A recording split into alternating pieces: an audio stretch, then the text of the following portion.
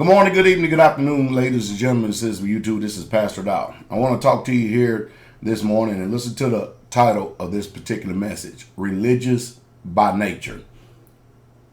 If you've been living in this world for any length of time whatsoever at all, if you're a student of history, if you have chosen to, delve into look into the past to see how humans behaved then, as in contrast to today, you know that human beings, no matter who they are, whether they be rich or poor, free or bond, it makes no difference whatsoever at all. Pick a nation, pick a country, pick a culture, it makes no difference.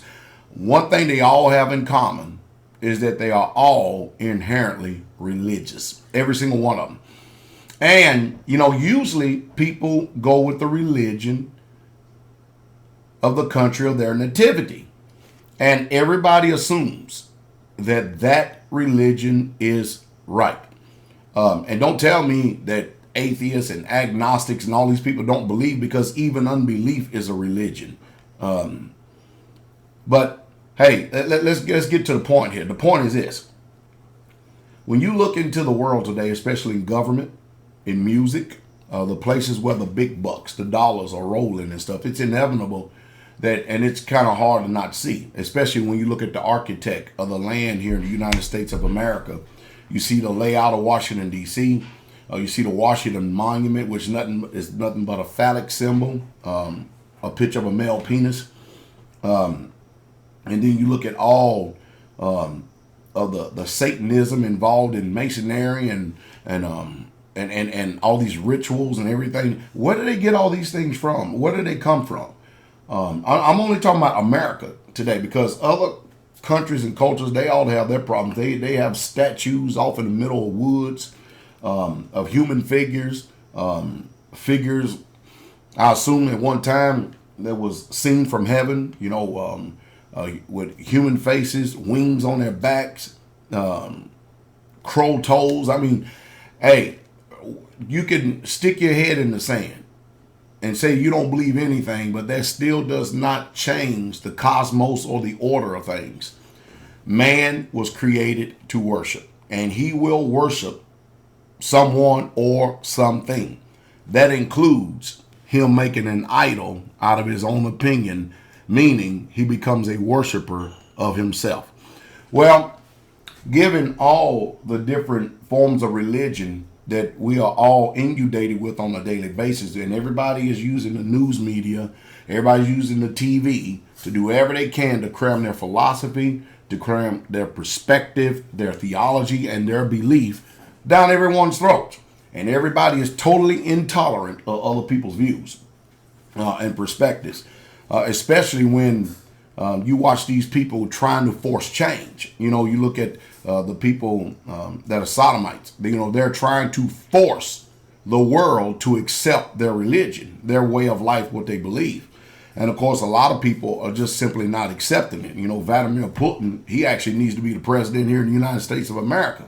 Now, because that comes from my upbringing and the belief system that I have chosen. I mean, after all, we're human beings on this earth. We have a right to pick and choose. Is that not so?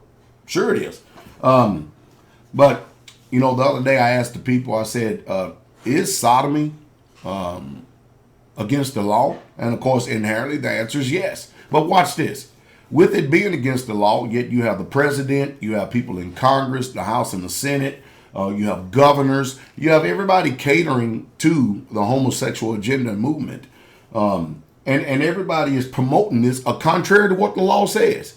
But then in contrast to that, you go and look out and see the majority, or the small few that has a voice this big that comes out against gun ownership. And it's the small few that is coming out against the majority of the Americans, and they're trying to do everything they can to affect change in the majority of the Americans' conscience. That's because the small few that owns the outlets in order to perpetuate propaganda in the minds of the people, they control what you see, what you hear, and then of course you can only make a decision based on what you see and what you hear if you have not used self-autonomy to go and research things and find out for yourself to see whether it's so. Most people will call what I'm in religion, even though I believe it's the faith, but we'll go ahead and play the game. And there's a lot of things that I'm discovering and finding out from the same Bible that people use every single day in this country to go to church on Sunday morning. I'm finding out a lot about my ancient Hebraic people because I believe more than anything. There was a time I didn't believe. There was a time that I believe I needed to find out who the people of this book was and follow them. And then I come to find out that, hey, wait a minute. The history of that book, no wonder they don't want us to read the Old Testament. It's actually talking about me and my people. Wow. So it really became personal. How did I come to that conclusion? Because I chose to separate myself from all the so-called scholars, theologians, all the people with all their different perspective, dissenting viewpoints and stuff. And I use rational thinking, not only rational thinking, but I've come to the conclusion that the Bible is actually talking about my ancient ancestors. And I embrace that. I'm sure you probably do the same thing. But the one thing about my ancient ancestors, not only do I embrace that I am a descendant of those people, when I embrace that, that means I embrace their culture, their heritage, their words, their wisdoms, their saying, their lifestyles. I embrace it all because that's who I am. But when you look at the agnostics, the atheists, you look at all these people that are bowing down to Satan, all the Satan worship that is just blatantly out right in front of us. You mean to tell me you don't think that Satan lives? When you look at all these crazy handshakes that these people do, the signs that they use, and the people in high levels of government use the same thing as the lowest of so-called people who call themselves pop stars. And they all seem to be worshiping this Baphomet. You mean to tell me that the whole world is not deceived? And there's not a wicked one? Yeah, there is. And of course, you have those people that say, well, there's good and there's evil. There's light and there's dark. And then you have the wicked witch of the north. And you have the wicked witch of the south. And you have the good witch. And you have everything. I mean, it's just utterly amazing. But I have come to the conclusion, and we have a few brethren here who have explored some of these religions in the world. And it's all led them to the path where we're at now. And we come to find out more than anything that the Bible is right. To let you know that I'm not closed-minded on anything. I'll show you something else that will really shock the living daylights out of some of you. I also have a Quran right here. And I read it. It's been open, and I read it. I read it quite often. And somebody said, well, why would you read that Quran? I told you. Well, I read the Quran because I'm watching the European nations and all the outlets that they use in order to spew stuff into the minds of the people, i.e. the TV set, Christian ministers and everything. They say a lot against these people right here. And so I decided, I see what they're saying, and I know the history of Europeans. They love twisting, warping, distorting, lying, pillaging, raping, robbing, cheating, the whole 9 yards. They just cannot be trusted in any way, shape, fashion, or form. The only people of European descent that can be trusted in my book is the ones who have accepted the Hebrew Messiah, the creator of the universe, the Father himself, and now they're walking in that newness of life. Those are my brothers and my sisters. So I just started reading the Quran for myself, and I found out that they're misrepresenting a lot of things that they are saying that Islam is about. And just like in Islam, you have sex. Hey, just think about it. I'm an Israelite, okay? And there are people, a lot of people are saying that they're Israelites today, and I understand what's going on. The Father is the one who is opening up wisdom and knowledge. He does it at successive times and stuff. And people have to be ready when it comes. The Father's the one who does that. And there are a lot of people who are having their understanding open, and they're realizing that they're Israelites. And they realizing that the Bible does not talk about Christians. It talks about Israelites. And so, me being also a history buff, a student of history, biblical history that is. I got into the Quran and I realized that there are different sects of people who claim to be in the religion of Islam who actually misrepresent the religion, just like in Christianity. You know, I've met a few people that they believe in their heart that they are Christians, but their character and nature, they do not realize that they are Israelites because their character and nature does not mimic Christians. But they have chose to embrace the philosophy and the theology and the ideology of Christianity, which is a 3rd century, 4th century Roman religion. I don't know why that's so hard and difficult for people to understand. But I come to find out that you have bad sex in Christianity, just like you have bad sex in Islam. You have bad sex in every religion. You have bad sectors of people among the people who are colored, who are, you know, the hue of their skin is vast throughout the spectrum. And then you have bad sects of people who have no color, the whites. You know what I mean? They're just, they're just bad sects. There are good people and there are bad people. But I tell you what, for people to sit up here and to think that there's not a divine creator of the universe, Yahweh, and that there's not an inherent evil, the Hasatan, the only way that most people are going to be convinced is when the breath go out of their bodies. That's the reason why a personal relationship with the one who created man is the only way that can change. He's the only one. And I already know. He already clearly says in his word he has given to us that no man can come to the Father unless the Father draw him. That's the reason why most of you don't understand me. And neither do you understand the ways of my people. I come to find out later that a lot of people who claim to be our people, they're not. Their heart is far from them. They're really truly imposters. They're Gentiles.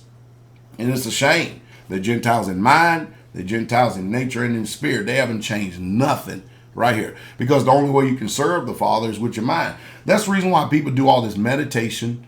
They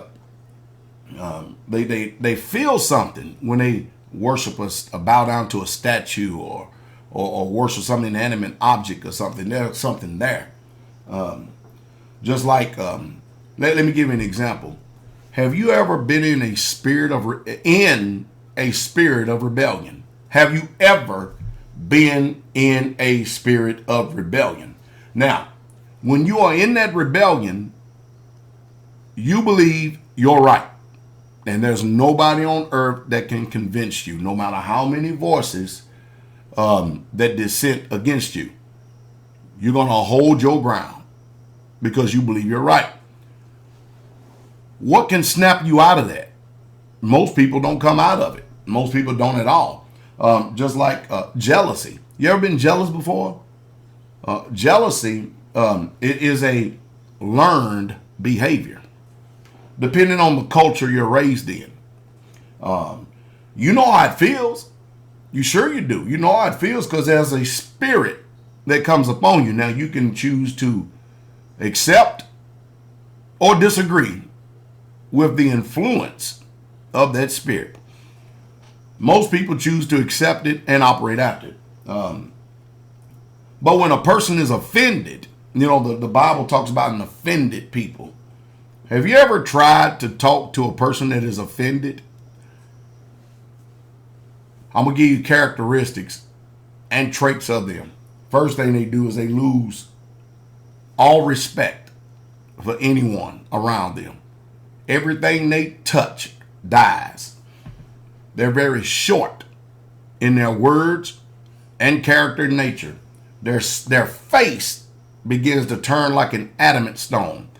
The aura of the environment, even being around them, begins to change. Those who are spiritual, everybody begins to recognize what's going on. Well, here we go. Another one getting ready to bite the dust. That's what happens when someone is offended. And the Bible teaches, and I use this analogy often in preaching and teaching, it is easier for me as a man to strap up and boot up, get suited and booted, and to go out here and try to overthrow the government of the state of Tennessee than to actually win a brother that is offended. That is a feat that just simply cannot be done. In other words, once they are offended, you leave them alone, because that spirit is going to get them. It's going to give them over. And we all, no matter who we are, whatever we may be, no matter what culture we're from, we all come from, we all have dealt with these spirits. And ain't none of us so-called unique. Most people put a lot of stock in flesh, this rotten stuff, rather than the inward man, the spirituality of the inner man being rejuvenated. My suggestion is that there are a plethora of religions out there. But anyway, back to Islam for a second. I come to find out that the powers that be today are misrepresenting the religion of Islam. While I do not in principle agree with Islam, just like I do not in principle agree with Christianity. I do agree with the faith of Abraham, Isaac, and Jacob. Not only do I agree with them, I also agree with their lifestyles. I think that they had a whole lot more wisdom than we would ever have. And so therefore, I believe the prophets and the spirit, the Ruah that actually spoke to them. I've never encountered so great a wisdom in all of my life. There are a lot of people talking, using great, elegant, swelling words, but they do not possess the wisdom that was spoken by the mouth of all the holy prophets, including the emissary, the apostles. So that's my choice and decision. I'm also very keenly aware when people are trying to twist, warp, and distort the perspective of the Hebrew scriptures, including those today who claim to be Hebrews, who have replaced the people in Palestine and trying to pass themselves off as the original people. I see the deception clearly. But I think more than anything, you need to really truly consider and accept the fact that every human being, no matter what, you're religious in nature. Yeah, you are. You will, I'm using the term of worship. You will worship someone, something, or somebody, including yourself, which is the greatest idol that there's ever been on the face of planet Earth. Now I know I run the risk of being misrepresented, but hey, people have a choice. You have a choice to hear or not hear, or forbear. It makes no difference to me. We all had better make sure that each and every day, the way we live our lives, we better make sure that we're on the right path, because there's only one true path. But there are many thousands of paths that leads to destruction. I believe more than anything, I have found that path, that one path, and that one way. Matter of fact, not only do I believe it, I know I have. And I thank the Father for allowing me, because he did choose me. I didn't choose him. He chose me. And when he made himself known to me, I accepted him, and am I glad I did. So, we all have something to consider here this morning, and for the rest of our lives, because what you do today and the way you live tomorrow, if you live tomorrow, and what you've done in all your life is going to echo throughout all eternity. You better make sure you are right